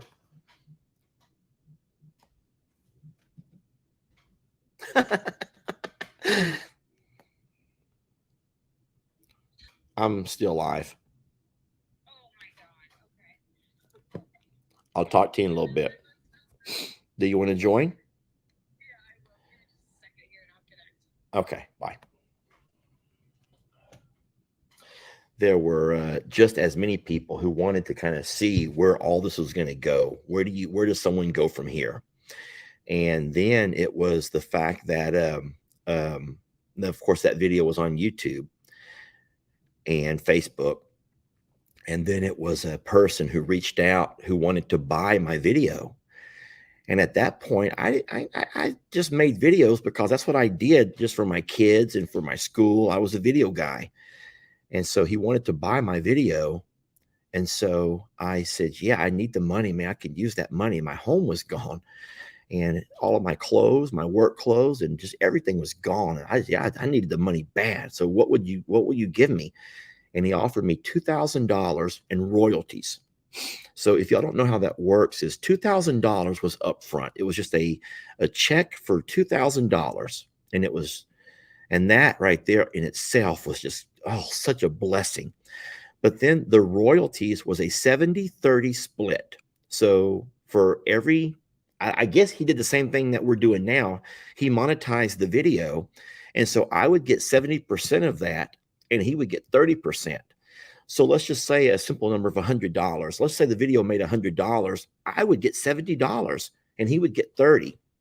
So he gave me the 2,000 and then he gave me a 70-30 split of the revenue that my video could create. And so what this company did, it was a company, what they were out of the UK. They're called Storyful. Storyful is the name of the viral video company.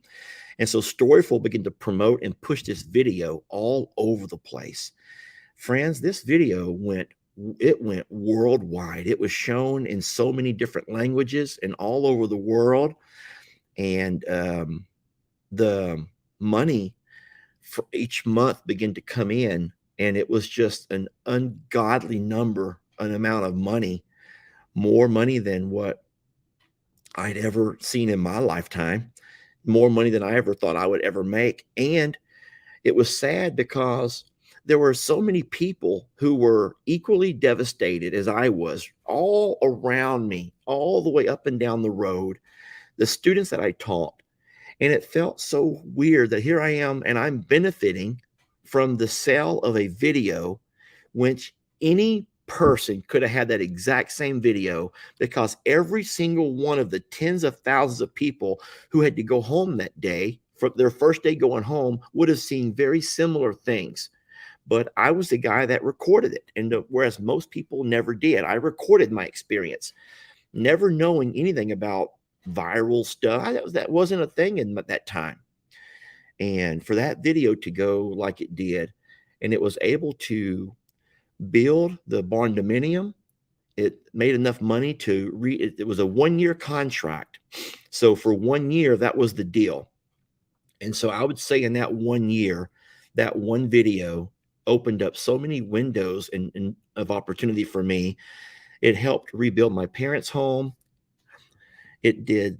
We took that money, y'all, and we made it. It was a family. It was there's not a Morrow Hill person who did not get their piece of that pie. And that's just what we did. Everybody benefited from the sale of that video because we were all equally affected.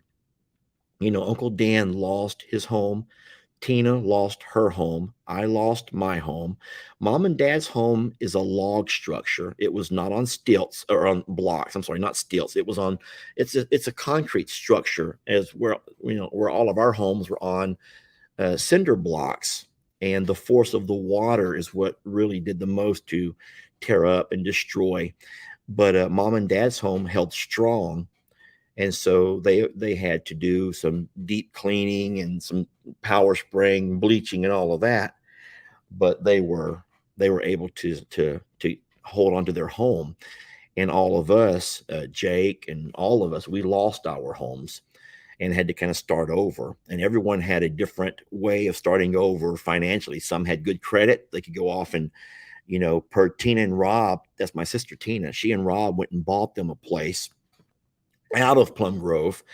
Daniel got him a mobile home, a double wide mobile home. And then I did the barn dominium. And so we all found a way. Jake got his little small house. And we all found a way to rebuild. My sister Kim, Tony, her son, was able to get him a little mobile home. And so we all found a way to make it. But man, that was crazy. And then so what that did for me is it allowed me to do the experience with Bear Grylls. I don't know if you guys even know about that, but I got to spend 3 days with Bear Grylls. We did an adventure up in the mountains in Northern California. What were those mountains called? Beautiful, beautiful, beautiful mountains in Northern California. And I went with Bear Grylls and we did. Chris, I bet you know the name of those mountains. I know Jamie will. She's going to join here pretty soon. Let me send her the link. Mammoth Lake. It was called Mammoth Lake. Now I remember. It's called Mammoth Lake. I got to go up to a place called Mammoth Lake. Hold on.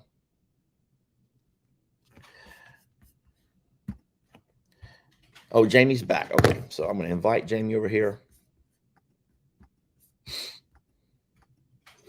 And it was at that. There we go. Hey, Jamie, you can join in there. So we got to go do an experiment with Bear Grylls. The exposure to the video also, it just opened so many windows and so many doors to different things. And then I met Jamie. That was another blessing of Hurricane Harvey. So I sent, there's the link, Jamie, and you can just click it from your phone or from your laptop or whatever you're working with. Everyone's saying hi, Jamie. So I'm guessing she sees that. Some people have seen the Bear Grylls episode, and most people had no idea. You had no idea I was on with Bear Grylls. It was a really neat adventure. But I will tell you now, I did have to eat a rat. You know, Bear Grylls does that. He normally does celebrities, but the particular episode that, or the season that he did with me, were people who've undergone some kind of a hardship. And there were different types of hardships, y'all. There was one fella who I'm still friends with now. His name is Jonathan Blank, who lost his legs in Afghanistan.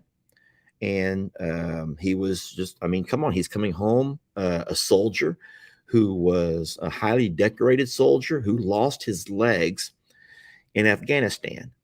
And so his struggle was trying to find a new life for himself and adapt to the changes. And so Jonathan was one of Bear's guests. There was the lady who went the day before me, was a sweet young lady who had lost both of her parents. And then he just made sure that it wasn't Bear, it was his team who reached out and found people. But no, what he made us all do was go through different challenges and try to overcome. And along the way, he talked about our experiences. It's a beautiful episode. And then if you don't know, you can go to Facebook Watch or Facebook, and you can probably find it on there.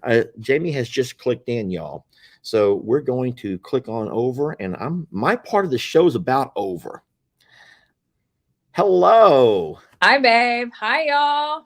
All right, so I kept them on for an hour and 41 minutes. I'm not sure if that's what that says or not. So we're an hour and 40. We're an hour and 41 minutes and 2 drinks in, Jamie. Oh, cheers to TimeOut Tuesday. Here's my TimeOut Tuesday. This is what they gave me. So cheers. Cheers. I got some snacks. So we had a whole snack pack came with my check-in. Apparently, I have something called Wise Golden Potato Chips, Mini Chips Ahoy, and some fruit snacks. Wow. What was funny is I was like, what's still open? Because I didn't eat other than my Starbucks drink. And they're like, and they literally handed over this bag. I'm like, okay, dinner it is. It's going to be fine. Totally fine. Well, that's good. What I'm trying to do is put you into a larger screen. I'm using my phone and I'm up and down. So okay. This is a gem. The security things are so strict on my work computer that it won't even let me connect to the Wi-Fi here. I have to call IT to allow them to use Wi-Fi that's not my home or work. So failed, which means I can't do any work either. So then I was connecting my phone, and it's fun, super fun. Travel is fun. Someone said you should order a burger. I'm actually just tired. Honestly, like, oh boy, drink 3 coming in hot. I'm going to go half a drink this time. Oh, that's good. What was Keep going. This is your live, babe. This is your live. It's all you. On the side, telling me what you were saying on both lives was really. Wait, what am I saying? Yeah, they're like, Lester blames your mom for his vanilla Jim Beam and Dr. That's true. That's true. You admit it. I'm going to go get Dr. Pepper. You go ahead and talk about that. And I thought it was funny because you can't blame my mom. What happened was Lester's favorite flavor of anything in life is vanilla. Vanilla milkshake, vanilla Oreos. He likes vanilla wafers, like vanilla creamer. He is Mr. Vanilla. So my mom drinks Jim Beam vanilla with Coke Coke. And whenever she came to visit, it's her vacation. She was like, hey, let's stop at the liquor store and grab this. So she did, and it was left over. She told Lester to try it, and he would have never tried it had it not said vanilla on the label. So he tried it and fell in love with it. Let me just tell you, Lester drank Malibu rum before this. He is not a whiskey guy. Even even whenever he ran out of vanilla Jim Beam, that first bottle, the next thing that was there was a bottle of whiskey that was left over from my work party. And he tried that. He goes, "Oh, this is disgusting. What is this?" He's like, "I'm just a vanilla guy. I only can drink vanilla." So he's now hooked because he puts it with Dr. Pepper. And whenever we have a Texas cocktail, Lester's drinking vanilla Jim Beam, which is funny because when he's on his second one, it changes from Jim Beam to Jim Bean with an N. And I start to giggle a little.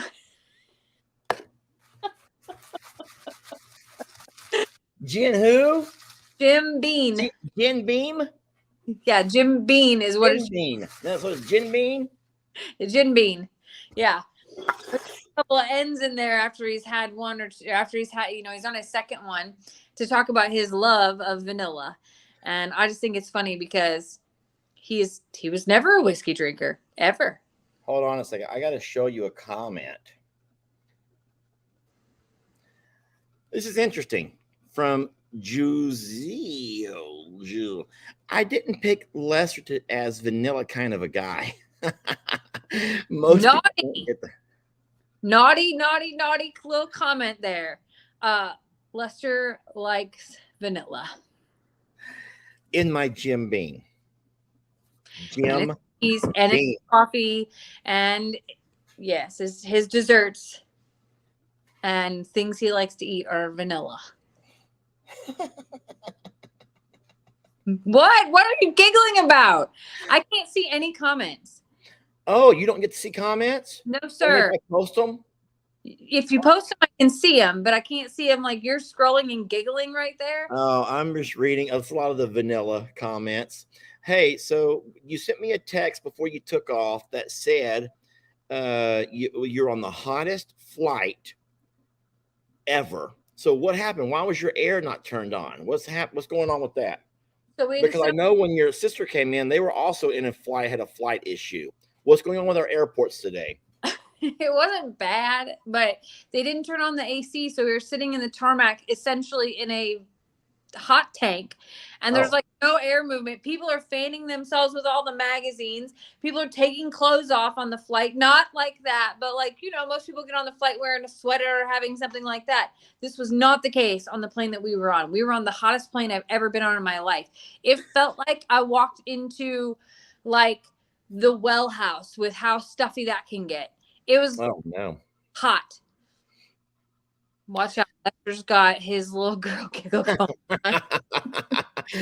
Hey, I would rather laugh than cry because I've cried twice tonight already. Okay. I'm a wreck.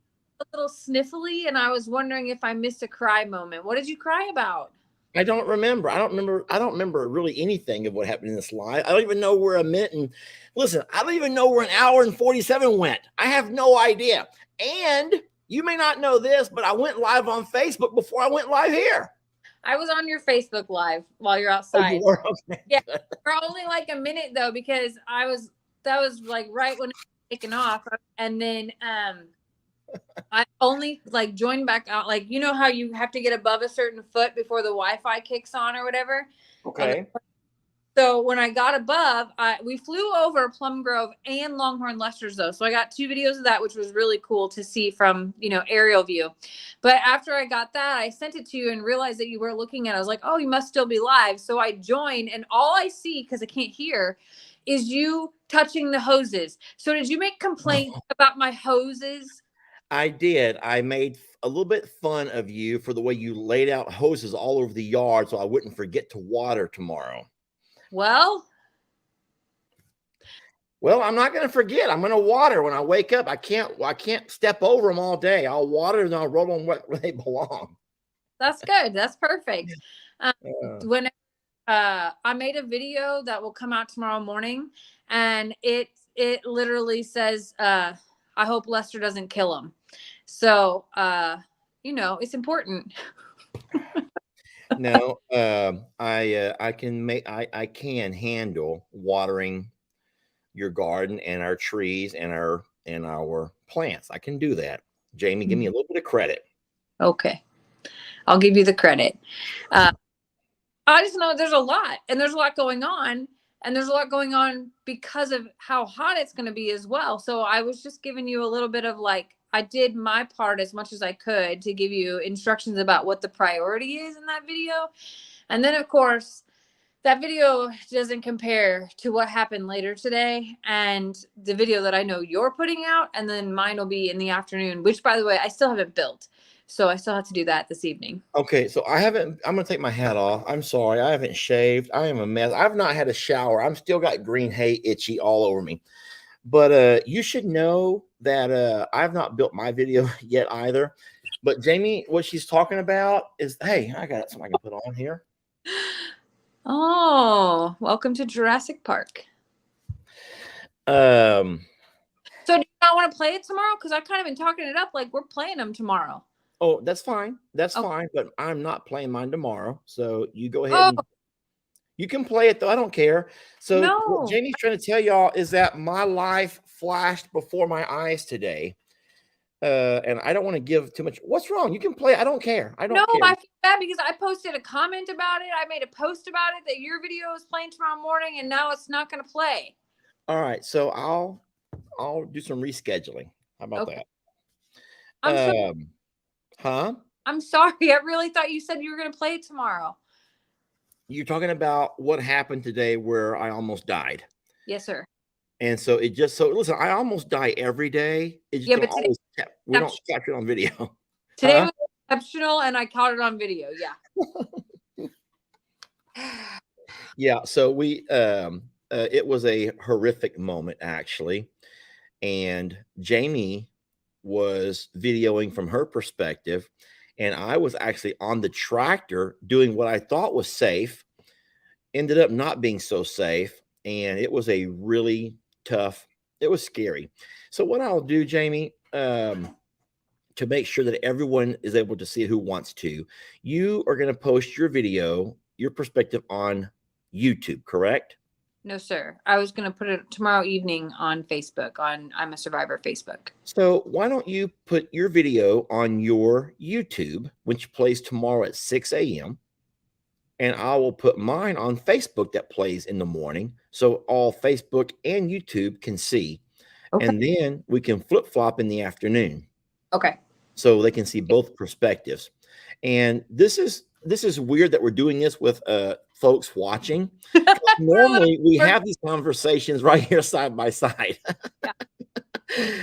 When you are a family that creates videos, especially when you're sharing the same content, you have to have these kind of discussions. And our discussions here around the dinner table or the bar where I'm sitting now, or even on the couch, will sometimes be about timing and when to make videos or when to place, all of that stuff. So when to schedule, they call that. So fine. It has nothing to do with Carl. Everyone thinks it's something to do with Carl. This has nothing to do with Carl. Carl is being he's being decent, guys. We're making do with Carl right now. Yeah, not a Carl moment, not a text moment either. But no, we almost die, Jamie. All right, we have so many life close moments, close encounters. Go ahead. You finish up, babe. No, Lester or I almost die, and it's getting worse. And my coordination, for whatever reason, I told him one day, I was like, something's wrong. I have lost like normal function. And I'm talking like walking function. And like, I ran into the door the other day, like the whole door. My thing is, could you have possibly had a stroke and not even realize it? How does someone know they've had a stroke and they don't realize it? Because everything is normal except your coordination and balance. And all of a sudden, Jamie is walking and hitting doors like with her entire left shoulder or her entire right shoulder, or she'll be walking and like trip on nothing, just trip in thin air and like not fall, but like woo, like stumble. And I'm thinking, what's wrong with you? Like, what's going on with you? And so I'm wondering if you may have like had a stroke and don't know it. Maybe. I don't know. I just thought it was like part of getting old, but like it's happening more and more and more now. So like Lester's not joking about like one of us almost dies every single day, whether it be via animals or projects we're doing or just my coordination or Lester's dumb decisions. One of those is the cause and a root cause in the world of Lester Morrow. Well, your equilibrium is off and you don't have any ear pain. So it's nothing to do with like an ear infection or anything that you know of, but and that's all it is. It's your balance and your coordination. Mm-hmm. It's not your speech. You're not like fumbling with your words. You're not. No. So I don't know. It's a really weird thing, like real weird, and it's not every day, but it is often. Yeah. I remember the day that I did the live from outdoors and on the porch at I'm a Survivor, and I was sweating profusely, and how many people were concerned, but they don't realize, I don't think, that we do that every day. That's just a normal everyday. Anyone that works outdoors sweats profusely. So we have to always hydrate. Hydrate is the key word over here. But that's not just a Lester thing, guys. That's a this time of year, probably any state that has to deal with high humidity. Yeah. Some days that way. Not based on necessarily what we're doing, but it's about the humidity level. So yeah. No, I wasn't working. It wasn't a strenuous job I was doing at all. I didn't feel the but I know that I was a mess, just a mess. But listen, Jamie and I we've both experienced moments where we've gotten too hot. And so it affects me mostly with like migraine type headaches. And when I get too hot, I sometimes know it's coming on. I know I'm too hot. And when I begin to try to cool myself down, it turns into where it's a 2-hour nap in the complete dark. And I have this hell of a headache for like hours later. Yeah. And that's when I know that I've overdone it. And how about you? You're gonna hate to hear this. I start to get a pass out feeling, like a fade of black in the vision department. And I'm like, oh, that's it. And I just need, honestly, to cool off in the quickest way. And usually that's a hose down. That sounds really terrible and very ungirly like, but I need to hose myself down and just sit. And then I'm pretty much spent the rest of the day with any other energy. It doesn't mean I'm laying down and sleeping the rest of the day. It just means that I need to switch my task to be like video building or paperwork or, regular things. But like, it's happened a time or two where it's just, I pushed it too hard. And it just sneaks up on you sometimes. Well, Kimberly says her nickname is Grace because she trips over everything. Kimberly, her nickname is Grace. So we can start calling you Grace as a nickname. Hey, Grace. My grandma used to call me that when I was little because I tripped and I just wasn't coordinated, like in sports and anything. I've never been a super athletic person or anything like that. But it's been, what would you say, like the last couple months that this has been more happening than before? Well, I just want you to know that everyone's saying it could be just premenopausal what you're going through.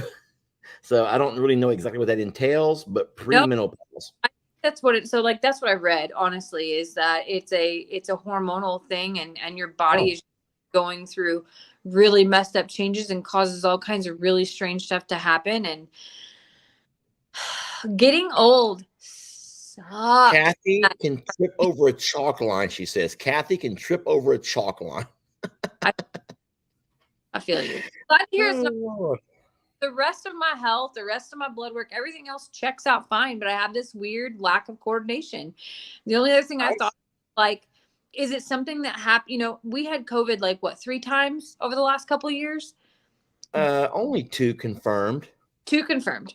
But is it something that happened with one of those that just left me with something long term? Because no, I'm sorry to tell you, but based on the comments popping through here right now by a lot of people, sorry, Jamie, to let you know, but it's just pre-menopause. And Lord, stuff. These hot flashes suck, and the emotional imbalance. Sorry, Jamie, but getting old sucks. Somebody said.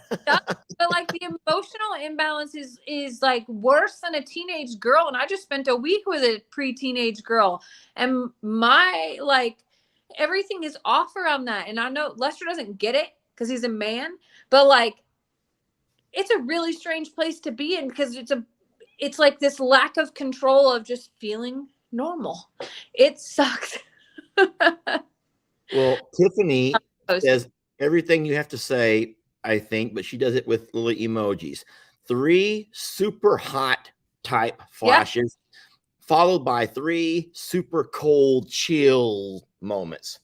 So yeah. So the problem is they don't align with Lester's moments like that. So he'll come to bed and it's freezing. And I typically like it chilly too, but he then flips on the fan on top of it already being freezing. And then I pile on like 7 covers. Then he gets into bed and his body is a furnace. And suddenly I'm boiling hot, like sweating hot. And well, according to Mel, this is going to last for years and years. So you better get used to it. You better get used to it.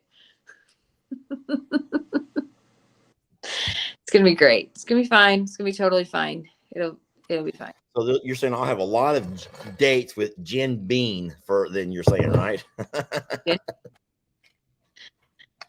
So, well, that's great. That's just great, Jamie. Well, I'm glad that they're safe and it's been a productive live. We're going to go ahead and say goodbye to you now. I'm going to keep going for a while longer. I'm kidding. You notice, I know I'm kidding. You notice that my name over here is TimeOut Tuesday. I like it. And then I called it the sweaty edition. Sorry. But when I first started, look at my collar. What do you call it when a man's collar is just, that's from sweat. That's from me doing this all afternoon long. That's how the collar gets that way because I'm doing this. By the way, all darn day. What? Did you spray down the horses again? With water or with the bug spray? With water. Neither. No. Oh. They were fine. They ate. They were eating good. But what's weird about right now is a lot of people are asking me in a video, like, why aren't you spraying them for flies? It's too hot for flies. Oh, yeah. We don't have flies at all. There's no flies anywhere. No mosquitoes, no horse flies. That's the only beauty of a drought, if you think about it. Think about it. Last year at this time, there were no flies either. No horse flies. There are no bugs. And so it's actually too hot. And there's nowhere for these flies to reproduce, I'm guessing. Which that is the only beauty, because if it were a wet summer, we would be inundated with fly issues and mosquitoes and everything else. So I don't know. Yeah, I sprayed them down whenever I drove out the driveway today, and that's their normal time. I just didn't know if they were going to wait for you by the water trough or by the barn later.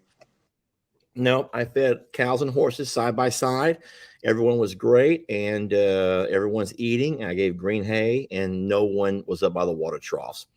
So they're fine. That means they're fine. They'll ask for it. If they want it, they go ask for it. That sounds really silly, but they do. And they know that that's part of their day. So just don't tomorrow. Yeah. I'll take care of it. I promise you. But it is getting late. It's late here Central Time. So I'm sure it's even later. Eastern on the Eastern Seaboard. So you might want to at some point start wrapping it up. What time is it where you're at? Let's just hear. We don't tell us where you're at unless you want people to know. But what time is it there? I'm in South Carolina and it is 11:15 currently, and I still have to build the video. So you're right. We should wrap it up. So you're in South Carolina on the East Coast then, and it is 11:15. I'm in Greenville, so I'm in mid-state right now. But yeah. Okay. Either way. All right. Well, it's pretty late. All right. Well, I will talk to you a little bit later, and you might want to go ahead and I'll be quiet while you wrap this up, and then I'll end it when you say end it. But I will say thank you for letting me be a part of your TimeOut Tuesday. It was fun. And I guess I feel like I got a lot off my chest today. So it feels good. Excellent. Well, thank you all so much for joining Lester and waiting for me to get through my travels. Sorry for the airport weird live because I thought I was speaking really loud, and it turns out that every time that I would speak loud, other people and everything else would just get louder. Thanks for all the wishes for the safe travels, and sorry we didn't get to have a cocktail together tonight. Lester made up for it with his gin bean. So I love y'all. I hope you have a really lovely evening, a safe week. Lester will probably go live tomorrow in all of his adventures. I'm sure of it, unless he's talked himself out today, but that has never happened in the history of ever with Lester. So thank y'all. We love you. And we're so grateful for the gift of time that you grant us. Amen. All right, Jamie, I'm going to end it there, and I will chit chat with you very soon. All right. Bye, y'all.